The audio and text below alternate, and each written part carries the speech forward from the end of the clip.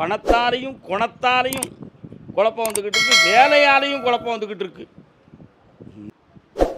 மதுரவர சாமியை பற்றி எதுவும் கேள்விப்பட்டிருக்கீங்களா? குலதெய்வத்தில் மதுரவர் இருக்கார். பொம்மி வெள்ளையம்மா சேர்ந்துருக்காங்களா? இருக்காங்களா? மதுரவருக்கு எத்தனை முன்னாடி?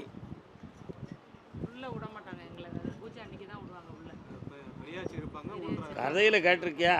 பொம்மி தான் பொண்டாட்டி. ரெண்டாவது மனைவி மனசால ஒரு மனைவி இருக்கா, அவள் பேர் என்ன பேர்? வெள்ளையம்மா. புரியுதா?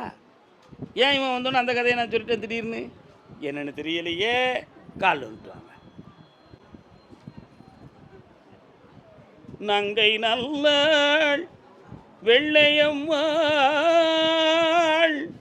தன்னோடும் எங்களை நீ பிரிந்து சென்றாய் மதுரை வீரா. கேட்டிருக்கியாடா? நீ கேட்டிருக்க மாட்டடா. இதை எதுக்கு சொல்கிறோம்னு உனக்கு தெரியுமாடா? முதல்ல உனக்கு தெரியாது. உன் மனைவியினுடைய மனநிலைகளை பார்த்தேன். ஒட்டியும் வாழ மாட்டுக்கா, வெட்டியும் வாழ மாட்டுக்கா.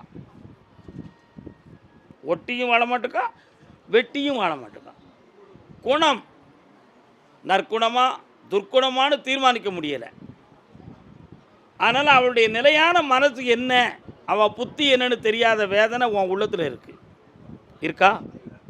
அவள் மனதை திருப்ப முடியுமான்னு பார்த்து செம்மையாக்கி உங்கள் ரெண்டையும் இணைஞ்சு வாழ வைக்கேன். ஒன்று, நீ பார்க்குற அலுவலகத்துக்குள்ளே போனேன், அவங்க உனக்கு பதில் இன்னொரு ஆளை செலக்ஷன் பண்ணிட்டாங்க. அதனால் நீ அங்கேருந்து ரிலீவ் பண்ணுறது தான் சரி அப்படின்னு முடிவாகிருக்கு. அப்படி இல்லைன்னு சொன்னால் உன் மேலே ஆன்லைனில் வழக்கு புக் பண்ணதுக்கு ரெடி ஆகியிருக்காங்க.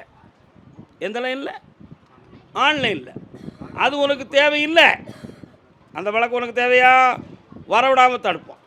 அடுத்து 2 கம்பெனி உனக்கு வேலைக்கு வருது. ஒரு கம்பெனியில் உன்னை நிலையான வேலையை 15 ஆண்டுகள் நிலைத்திருக்கும்படி பண்ணித்தாரேன். காலனுக்குவோம், ஜெயிச்சு தாரேன். வேற ஒரு கேள்வி கேட்டுக்கா பொம்பளை. யாரெல்லாம் இவ்வளோ தரமும் நான் கதை என்ன கதை சொன்னேன்?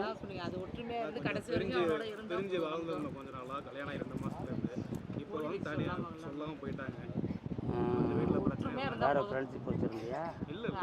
அங்கே தான் ஆரம்பமாகும். இப்போ நான் தனியாக வந்து எங்கள் வீட்டுக்கு வர மாட்டேன்னு சேர்த்து வச்சுருந்தேன். சந்தோஷமா இருங்க, போயிட்டு வா.